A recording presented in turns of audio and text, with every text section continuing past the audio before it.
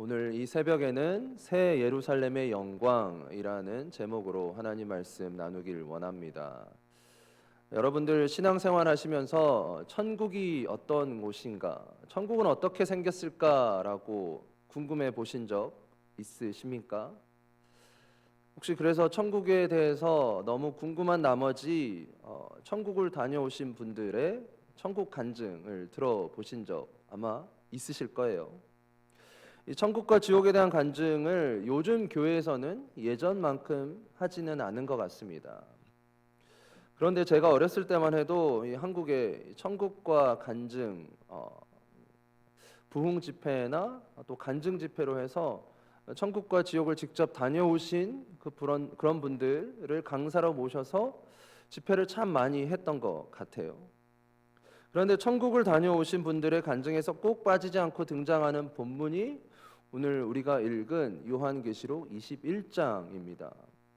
특별히 21장 9절 이하에 나오는 새 예루살렘에 대한 구체적인 부분을 언급하면서 천국 간증을 합니다. 천국은 어떻게 생겼을까요? 과연 천국이 정말 모든 길이 황금길로 깔려 있고, 천국에 가면 그 투명한 정금이 있고 황금 보석으로 지어진 집들이 있고 우리가 그곳에서 살게 되는 것일까요?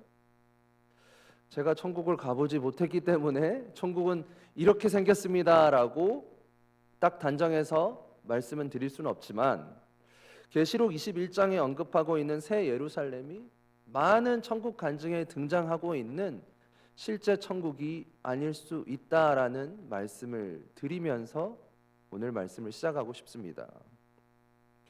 우리가 천국을 생각할 때 너무 세속적이고 세상의 물질적인 관점에서 천국을 바라보는 경향이 있습니다. 천국에 가면 정말 황금으로 둘러싸여 있고 각종 보석이 난무하고 정말 그 투명한 아름다운 정금이 있을 것이다. 여러분, 그런 것이 천국이어야만 천국입니까? 천국은 이 땅에서 갈망하는 우리가 생각하는 그 현세적인 모습이 아닙니다. 천국이 왜 천국이에요? 하나님이 계시는 곳이기 때문에 천국입니다. 천국이 왜 천국입니까? 하나님의 영광이 나타나는 곳이기 때문에 천국입니다. 성도가 소망하는 천국은 영광스럽고 복되고 영원한 안식과 평화가 있는 곳입니다. 그리고 그 천국의 주인이 되시는 분이 바로 예수 그리스도이십니다. 오늘 본문에 보면 일곱 천사 중 하나가 요한에게 나타나 신부 곧 어린 양의 아내를 보여주겠다라고 말씀합니다. 9절 말씀 우리 같이 한번 읽습니다. 일곱 대접을 가지고 마지막 일곱 재앙을 담은 일곱 천사 중 하나가 나와서 내게 말하여 이르되 이리 오라, 내가 신부 곧 어린 양의 아내를 내게 보이리라 하고. 여러분, 성경에서 신부, 어린 양의 아내는 누구를 가리키는 것입니까? 하나님의 백성, 교회를 가리키는 것이죠. 신랑은 예수 그리스도이고요. 요한은 예수 그리스도를 믿고 생명책에 이름이 기록된 자들이 천국에 들어가게 될 것이다 라고 말씀합니다. 그렇다면 예수님 믿지 않고 생명책에 기록되지 않은 사람들은 천국에 들어가지 못하겠죠. 요한계시록을 읽을 때 우리가 꼭 놓치지 않고 기억해야 할 부분이, 요한계시록은 이중적 결론을 도출하고 있다라는 사실입니다. 여러분들 시간이 되시면 요한계시록 17장에서 20장까지를 꼭 읽어보세요. 계시록 17장부터 20장이 요한계시록의 첫 번째 결론 부분입니다. 이 네 장에서는 악의 세력들, 땅에 속한 자들, 즉 그리스도를 대적한 자들이 심판을 받는 내용이 나타나 있습니다. 그것이 이제 첫 번째 결론입니다. 그리고 두 번째 결론은 요한계시록 21장과 22장에 등장하는데, 새 예루살렘과 하나님이 보여주시는 영광, 그것이 두 번째 결론입니다. 계시록에 보면 사단의 도시로 상징하는 것이 바벨론입니다. 계시록에 여러 번 등장하는데 이제 바벨론은 음녀로 묘사되기도 합니다. 결국 사단과 그의 세력이 바벨론에서 통치를 하게 된다라는 거예요. 반면에 새 예루살렘은 하나님이 통치하시는 곳입니다. 하나님의 영광과 그분의 임재가 나타나는 곳이 새 예루살렘입니다. 이 요한계시록의 중요한 관심사 중 하나가 무엇이냐면 누가 이기는가? 과연 누가 승리하는가입니다. 사단이 이기는가? 하나님이 이기는가? 바벨론이 승리하는가? 예루살렘이 승리하는가?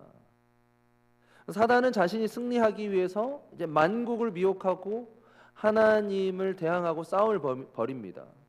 그러나 하나님은 사단의 상대가 되지 못하죠. 하나님은 창조주이신데 사단은 피조물이에요.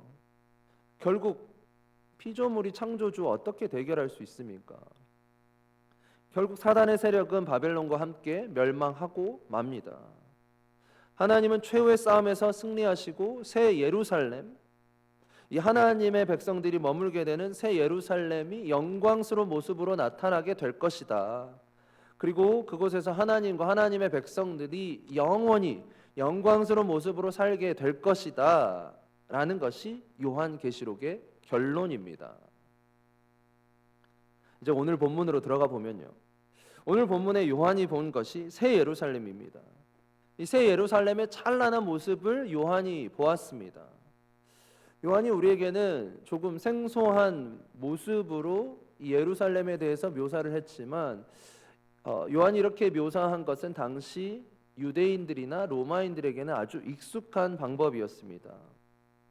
고대 로마의 작가들은 어떤 도시의 사람들을 칭찬할 때 그 도시에 대한 최고의 수식어로 묘사를 했어요. 유대인들도 마찬가지입니다. 구약 에스겔서 40장에서 48장까지 보면 종말적 성전으로서 새 예루살렘을 묘사하는 그런 장면들이 많이 등장합니다. 이 새 예루살렘의 구체적인 모습을 우리가 읽진 않았어요. 21장 18절 이하에 쭉 나옵니다. 그런데 요한이 본 새 예루살렘의 첫 모습은 어떠했는가? 그것이 오늘 11절에 나오는데요. 우리 같이 읽겠습니다. 하나님의 영광이 있어 그 성의 빛이 지극히 귀한 보석 같고 벽옥과 수정같이 맑더라. 그 새 예루살렘의 첫 모습이 하나님의 영광이 가득한데 그 성에 빛이 있고 또 벽옥과 수정같이 맑더라라고 합니다. 이 벽옥은 다른 말로 다이아몬드입니다. 그 성의 빛이 다이아몬드와 수정과 같이 맑다라는 거예요. 그 성에 얼마나 밝은 빛이 비춥니까? 그 빛이 무슨 빛이에요? 하나님이 비추시는 빛입니다. 하나님이 직접 비추시는 빛. 이 빛이라는 헬라어 단어가 두 가지로 쓰입니다. 포스테르와 포스가 있는데 이 포스테르는 빛 자체가 아니고 빛이 집중되는 어떤 것을 말합니다. 쉽게 말씀드리면 빛을 받아 빛이 발광하는 것을 빛이 발광하는 발광체라고 할 수 있습니다. 반면에 포스는 빛 자체를 말합니다. 그래서 새 예루살렘이 비추는 빛은요, 포스테르예요. 빛 자체가 아니라 하나님의 영광으로 인해서 예루살렘 성이 밝게 빛난다라는 뜻입니다. 예수님이 제자들에게 이렇게 말씀하셨습니다. 나는 세상의 빛이다. 나는 세상의 빛이다. 여기서 주님이 말씀하신 빛은 포스예요. 예수님이 빛 자체, 빛 존재가 빛 자체가 되신다라는 것이죠. 그런데 놀랍게도 주님이 제자들에게 이렇게 말씀하셨습니다. 마태복음 5장 14절 15절 말씀 우리 같이 읽습니다. 너희는 세상의 빛이라. 산 위에 있는 동네가 숨겨지지 못할 것이요 사람이 등불을 켜서 말 아래에 두지 아니하고 등경 위에 두나니 이러므로 집안 모든 사람에게 빛이 느니라. 아멘. 너희는 세상의 빛이라. 여기서 주님이 말씀하신 빛, 이 빛이 놀랍게도 포스입니다. 우리가 그냥 예수님을 믿기 때문에 예수님이 주신 빛을 발광하는, 반사하는 것이 아니라 예수님이 우리를 빛이라는 정체성으로 삼아 주셨습니다. 주님이 우리에게 말씀하시는 바가 무엇입니까? 우리가 이 세상을 밝게 비추는 빛, 그 빛 자체가 되어야 한다라는 말씀입니다. 어두운 세상을 밝히는 생명의 빛으로 살아야 한다라고 주님은 말씀하셨습니다. 새 예루살렘의 첫 모습을 보니 그곳에 하나님의 영광이 있고 그 영광의 빛이 귀한 보석과 같다라고 이제 요한이 보았습니다. 그리고 이제 새 예루살렘 성을 요한이 자세히 묘사하게 되는데 그에 대한 설명이 12절 이하에 쭉 나옵니다. 12절 말씀, 먼저 12절 말씀 보세요. 네. 크고 높은 성곽이 있고 12문이 있는데 문에 12천사가 있고 그 문들 위에 이름을 썼으니 이스라엘 자손 12지파의 이름들이라. 그리고 14절 말씀, 네. 그 성의 성곽에는 12기초석이 있고 그 위에는 어린 양의 12사도의 12이름이 있더라. 여러분, 이 두 절에서 반복적으로 나오는 숫자가 있습니다. 12이죠. 12문, 12천사, 12지파, 12기초석, 12사도, 이 12이라는 숫자가 반복적으로 등장을 합니다. 원래 이스라엘에 가면 예루살렘 성에 문이 몇 개 있는지 아세요? 문이 5개가 있습니다. 동문, 양문, 수문, 미문, 어문 해서 5개가 있어요. 그런데 요한은 새 예루살렘에 가면 12문이 있다라고 합니다. 그리고 12천사, 12지파, 12사도, 12. 왜 12이라는 숫자를 계속해서 사용을 합니까? 성경에서 12라는 숫자의 의미가 무엇이죠? 성경에서 12라는 숫자는 온전함과 완성이라는 의미를 가지고 있습니다. 따라서 새 예루살렘 성은 완벽할 것이고 완전하고 그곳에 거하는 성도들은 하나님과의 완전하고도 풍성한 관계에 들어가게 될 것이다 라는 말씀입니다. 새 예루살렘은 장소로서 완벽할 뿐만 아니라 거기에 거하는 성도들 역시 온전한 백성으로서 구별됨을 받게 될 것이다 라는 뜻입니다. 그뿐만이 아닙니다. 이 새 예루살렘 성을 측량을 하는데 성의 규모가 얼마나 되는가, 그것이 오늘 16절과 17절 말씀인데 한번 같이 읽겠습니다. 그 성은 네모가 반듯하여 길이와 너비가 같은지라 그 갈대자로 그 성을 측량하니 12,000 스타디온이요 길이와 너비와 높이가 같더라. 그 성곽을 측량함에 144 규빗이니 사람의 측량 곧 천사의 측량이라. 이 새 예루살렘의 길이와 너비가 12,000 스타디온이라고 합니다. 이것은 정육면체입니다. 정육면체. 또 성벽의 높이는 144 규빗 정도. 이것이 이제 오늘날의 단위로 환산하면 이 성벽의 너비와 길이는 약 2,500km 정도, 성벽의 높이는 약 70m 가량이 됩니다. 그런데 이것이 이제 정육면체예요. 이러한 모습의 성은 지구상에는 존재하지 않을 것입니다. 그런데 성의 규모인 12,000과 144를 우리가 이것을 문자적으로 해석하는 것이 아니라 이것은 상징적인 의미로 보아야 합니다. 12,000이라는 숫자가 12에 1000을 곱한 것이죠. 그리고 144는 12 곱하기 12입니다. 성경에서 12는 완전한 숫자입니다. 그리고 1000은 무한히 많음을 상징하는 숫자입니다. 결국 이 12,000과 144에서 공통된 숫자는 12, 12입니다. 이 숫자는 구약의 12지파와 신약의 12사도를 상징합니다. 계시록을 보면 계속해서 반복적으로 등장하는 숫자예요. 이 숫자는 무슨 의미냐? 결국 구원받은 하나님의 모든 백성들을 의미합니다. 사도 요한은 의도적으로 계속 12라는 숫자를 사용을 해서 구원받은 모든 성도들을 가리키면서 새 예루살렘에 영원히 거하게 될 사람들이 바로 이 사람들, 구원받은 이들이다라는 것을 의미하고 있습니다. 장차 우리가 들어가게 될 새 예루살렘 성은 아름답고 하나님의 영광이 가득한 그곳입니다. 우리는 주님이 이 땅에 왕으로 다시 오시는 그날에 새 예루살렘에 들어가 하나님의 영광을 목도하고 그분의 영광에 영원히 거할 것입니다. 그런데 우리가 새 예루살렘을 장차 머나먼 미래 우리가 죽고 이제 가게 될 천국, 그 천국을 생각하면서 새 예루살렘을 생각해서는 안 됩니다. 머나먼 미래 사건으로만 생각해서는 안 됩니다. 하나님은 새 예루살렘의 모습을 보여주시면서 우리 믿는 성도들이 지금 이 하나님의 거룩함과 순결함과 하나님의 영광을 회복해야 한다라고 말씀하십니다. 요한계시록을 읽을 때 우리가 요한계시록을 미래에 종말론적으로 해석해야 하지만요, 또 동시에 현재적 관점으로도 읽을 수 있어야 합니다.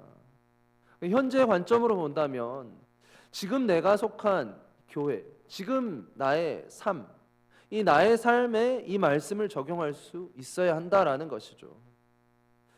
그렇다면 우리 교회와 나의 삶에 새 예루살렘의 영광과 하나님이 약속하신 그 회복의 모습이 나타나려면 어떻게 해야 합니까? 우리 모두는 그리스도의 신부로 부르심을 받았습니다. 교회는 하나님의 거룩한 그 구별된 공동체입니다. 비록 인간의 눈에 볼 때는 교회가 온전하지 않죠.